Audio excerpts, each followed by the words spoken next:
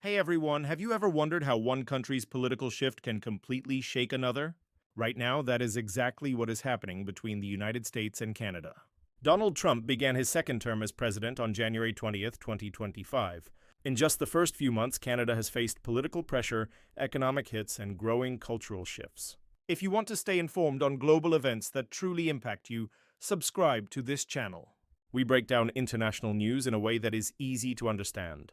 You will never feel left behind. More deep dives are on the way, and staying informed has never been more important. Donald Trump's return to office has already created a series of changes. From aggressive tariffs to policy shifts, Canada has been pushed to react quickly and strategically. In this video, you will learn how Canada has responded politically, economically, and culturally during Trump's second term. You will also learn how these changes could shape the future of North America. Let us begin with politics. Within 2 weeks of taking office, President Trump imposed 25% tariffs on Canadian aluminum, lumber, and car parts. Trump claimed this was necessary to protect American workers. Canadian officials called this an economic attack. Prime Minister Justin Trudeau said, "It is inconceivable that Canada could be considered a threat to American national security." That same week, Canada placed retaliatory tariffs on American goods such as appliances, ketchup, and toilet paper. In January, Canada's First Ministers met to issue a united response. They released a public statement emphasizing that Canada is a key ally to the United States. They asked for stronger cooperation on border security and drug control. However, Alberta refused to support the statement. Premier Danielle Smith voiced her disagreement, showing that not all of Canada is aligned in how to deal with Trump. In March, Prime Minister Trudeau stepped down. He was replaced by Mark Carney, a former Bank of Canada governor. Carney immediately focused on easing tensions while defending Canada's economy. His government kept existing tariffs and filed an official trade dispute at the World Trade Organization. Canada is now challenging the U.S. over a 25% tariff on vehicles. This case is currently ongoing. Trade has been deeply affected. The United States and Canada exchange more than $2 billion in goods every single day. These new trade barriers threaten major industries. Canada's auto industry alone supports over 135,000 direct jobs. Businesses are now considering shifting production to other markets. Some Canadian companies are investing in Asia and Europe to avoid reliance on the U.S. Trump's tax policies have also created problems for Canadian businesses. In February, he announced new tax incentives for companies that return manufacturing to the United States. This move has attracted Canadian firms. Canada responded by offering accelerated capital write-offs, but some experts believe it may not be enough to stay competitive. Canadian exports have slowed. The national GDP is projected to grow only 1.1% this year, according to the Bank of Canada. In contrast, the United States is expected to see 2.4% growth, partly due to domestic investment driven by tax cuts. Canada now faces the challenge of keeping jobs and capital within its borders. Let us move on to the cultural response. Trump's second term has brought strong reactions across Canadian society. Canada has always valued diversity, inclusivity, and diplomacy. Trump's more aggressive style has caused many Canadians to reflect on their own values and national identity. Wayne Gretzky, a cultural icon in Canada, spoke out in a recent interview. He said, "Leadership means listening. It means compassion." While not directly naming Trump, Gretzky's comments echoed a growing sentiment in Canada. Many Canadians now feel more protective of their culture, independence, and democratic values. Travel between the two countries has also changed. In March, Canada issued a travel advisory for citizens visiting the United States. It warned of increased border scrutiny and the risk of having personal devices searched.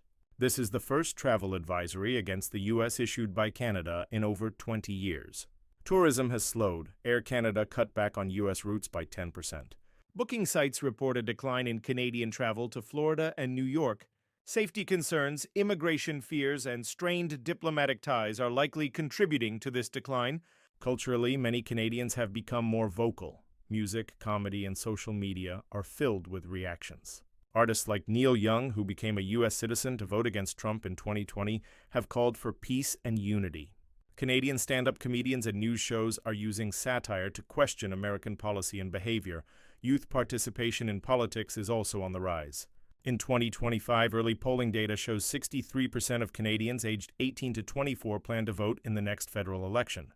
That number is up from 57% in 2019. Trump has also brought back an idea from his first term.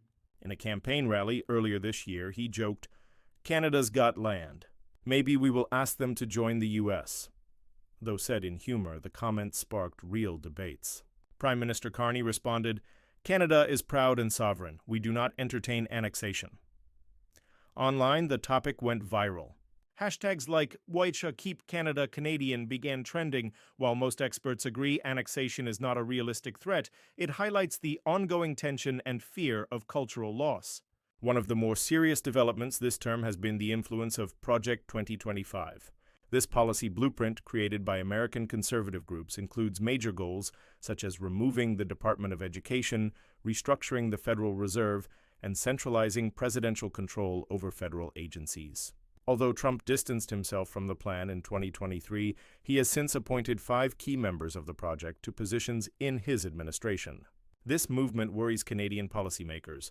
A weakened Federal Reserve or Department of Justice in the United States could create ripple effects in global finance and legal cooperation. Canada depends on a stable, predictable neighbor. Many leaders fear that Project 2025 could create years of instability across North America. Looking forward, Canada is preparing for more turbulence. The federal government is working to expand trade ties with the European Union and Asia. New free trade deals are being explored. Internally, Canadians are debating how to protect their democratic systems from foreign influence, especially from online misinformation. Cybersecurity has become a growing concern. Economically, Canada may need to adjust taxes and create new job programs to stay competitive. The Trudeau and Carney governments have both emphasized green energy investment and tech development as long-term growth areas. If successful, Canada may be able to build a future that is less dependent on American markets.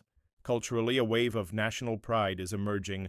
Young Canadians are engaging with politics, demanding change, and challenging the idea that they should follow the lead of their southern neighbor. They are asking bigger questions. What does it mean to be Canadian? How should Canada shape its future in a shifting world? So what does this all mean for you?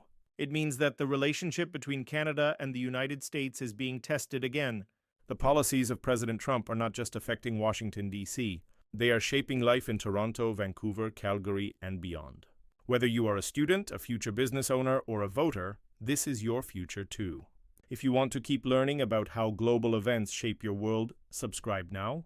This channel will keep you updated with videos that break down the biggest stories, from global politics to cultural movements to economic shifts, in a way that actually makes sense. Stay informed, stay engaged. Your future depends on it. Thanks for watching.